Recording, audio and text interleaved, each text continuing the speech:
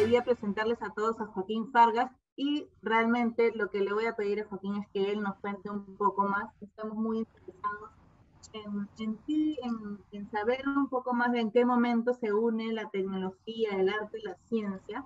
Así que me voy a remontar a los inicios. ¿Cómo eras de niño? En tu niñez, ¿qué gatilló esos intereses? Sí, lo que yo recuerdo de niño, bueno, uno piensa que la niñez es igual para todos, ¿no? O sea, yo no me veo diferente.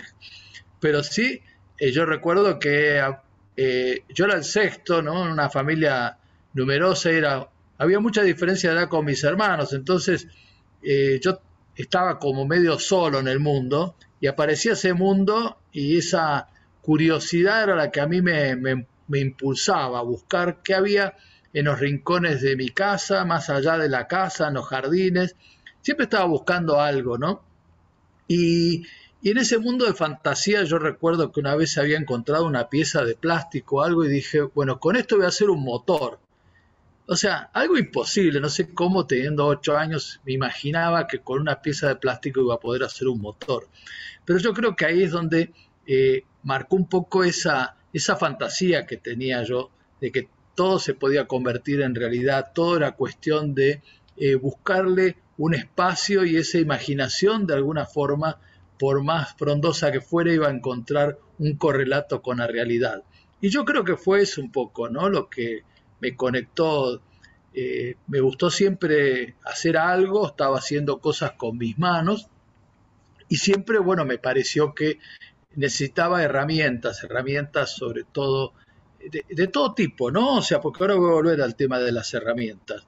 Y las herramientas fueron las que a mí me permitían, o sea, por ejemplo, el estudio, o sea, cómo el conocimiento para mí era la herramienta que me permitía empezar a manejarme con ese mundo de fantasía, y ahí es ahí donde empieza toda la conexión entre lo que es la realidad y la fantasía, ¿no?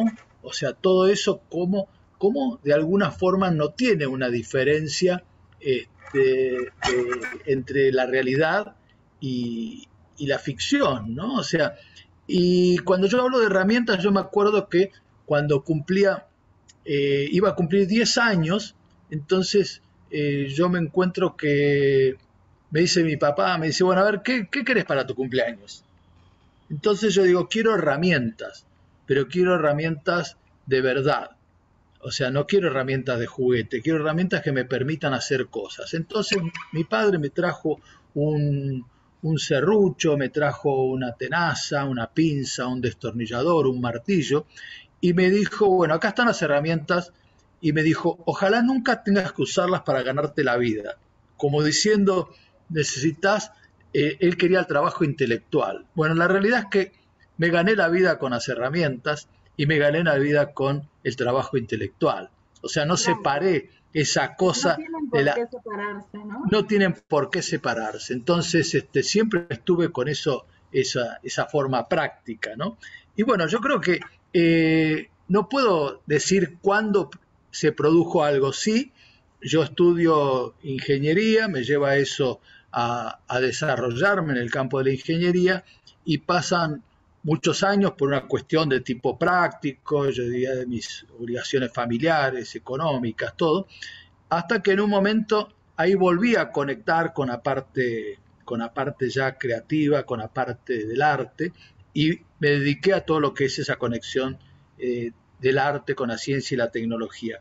Pero ya antes, al poco tiempo de recibirme de ingeniero, me dediqué mucho a lo que es el diseño industrial también, ¿no? Encontré ahí con que también toda la parte artística encontraba una parte práctica, ¿no?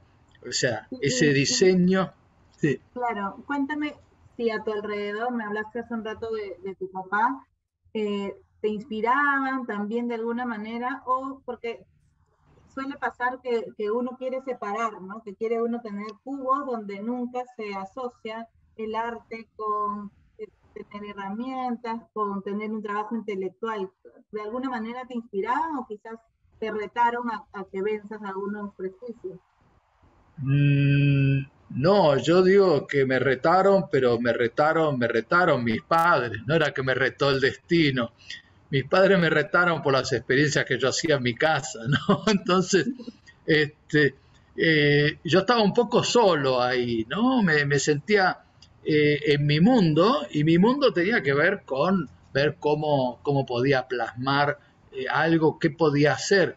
Y yo siempre cuento que tenía más o menos unos 9 años y tenía una pila, una batería que usaba para mis juguetes y ya no tenía más carga. Entonces hice un razonamiento muy lineal, ¿no? Si, yo digo, si un tanque de agua se le acaba el agua, ¿con qué se llena? Con agua. Si una pila, una batería que tiene electricidad, ¿con qué se carga? Con electricidad. Y la enchufé directamente a la red, eran 220 volts que había en esos momentos en mi casa, y explotó todo, ¿no? Los fusibles, saltó todo, y ahí, digamos, empezó ya un poco el miedo por parte de mis padres con respecto a los experimentos que hacía. Y muchos de ellos, en vez de potenciármelos, o sea, en vez de tener un aliado, era como que tenía alguien que me estaba diciendo, no, eso te va a hacer mal, le va a hacer mal a la casa, le va a hacer mal a tu persona. Entonces, inclusive me llegaron a esconder algunas cosas que yo reincidía porque me decían, bueno, no lo hagas, y a escondida volví a hacerlo, volví a explotar todo, y bueno, ahí terminó una fase de mis experimentos, ¿no? Una parte de mis experimentos. Pero siempre estuvo, ¿no? Encontraste la manera de volver. Me gustaría saber, no quiero spoilear a quienes van a estar en tu conferencia del 9 de febrero, pero ¿en qué momento sientes que convergen estos mundos y qué sientes que aporta, ¿no? Que una persona con esta curiosidad, porque creo que es el denominador común, la curiosidad del niño, que no se apague, que uno sepa llevarla.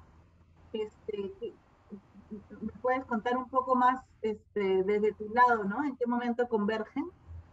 Bueno, yo creo que siempre me imaginé yo que había una convergencia, que había un encuentro entre el arte, la ciencia y la tecnología, eh, hasta que me di cuenta que terminé de usar el término convergencia o el término encuentro y lo cambié por el término simbiosis, porque en realidad convergencia o encuentro quiere decir que hay un desencuentro o hay una divergencia.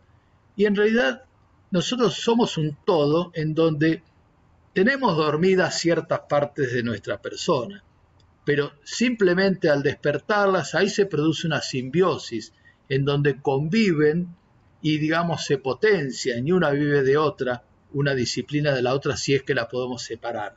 Por eso yo hablo de la palabra tecné, la palabra griega tecné, del antiguo griego, que englobaba cualquier tipo de actividad. Entonces, si una actividad era tecné, ya sea una actividad de cocinar, de arte, de ciencia o de tecnología. Entonces, yo creo que tendríamos que empezar a conectar eso, ¿no? Una experiencia que yo tuve, por ejemplo, con un grupo, teníamos un grupo de ingenieras e ingenieros que nos reuníamos en un centro industrial en Argentina, en un centro de investigación tecnológica, y llega un ingeniero un poco tarde, era una reunión creativa para ver cómo comunicábamos lo que estaba haciendo ese centro, ¿no? A la gente, al campo popular. Y el ingeniero dice, bueno, perdón que llegue tarde a la reunión, pero no importa porque yo no soy creativo, dice. Entonces le digo, ¿cómo que no sos creativo? Le digo, primero, vamos a empezar, sos ingeniero. La palabra ingeniero, ¿de dónde viene? De ingenio. Ingenio es utilizar el intelecto para producir algo, o sea, utilizar la creatividad para poder lograr algo concreto. Entonces, ingeniería es eso, es esa capacidad que tenemos nosotros, o sea, ¿qué más artístico que de alguna forma usar nuestra imaginación y nuestra creatividad para producir algo?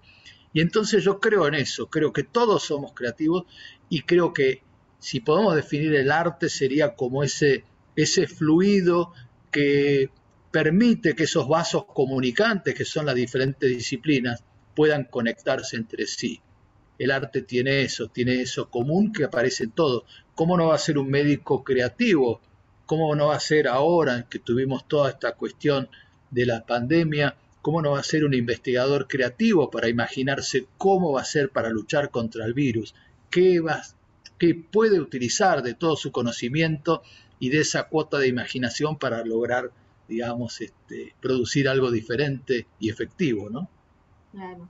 De hecho, a partir de ahora usaré simbiosis, entonces, para referirme a esta combinación.